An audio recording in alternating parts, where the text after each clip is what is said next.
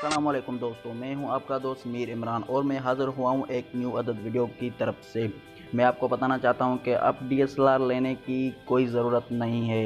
एक Android software है जिसकी वजह से आप बैकग्राउंड को ब्लर कर सकते हैं।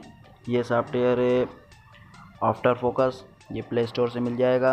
इसे हम ओपन करते हैं, एल्बम में जाते हैं, हम एक अदद फ़ोटो ले लेते हैं। जैसे कि हमने ले लिया है एक अदद फ़ोटो। ये जो प्लस वाला नज़र आ रहा है इसको हटा देना है, इस पर क्लिक कर देना है। इसको हम करेंगे ऐसे, फिर ये जो नज़र आ रहा है ऑप्शन, इसको क्लिक करेंगे, हम यहाँ के ले जाएंगे। ये जो रेड वाला नज़र आ रहा है इसको ख़त्म कर देना है। अब हम करेंगे नेक्स्ट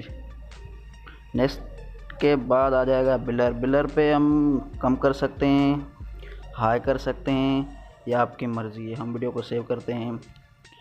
मैं मानता हूं कि ये वीडियो आपको मेरी पसंद आई होगी। लाइक करें, कमेंट करें, शेयर करें और सब्सक्राइब करना ना भूलें, क्योंकि बेल आइकन वाले बटन को भी दबा दें, क्योंकि न्यू आने वाली वीडियो की नोटिफिकेशन आपको मिल जाए।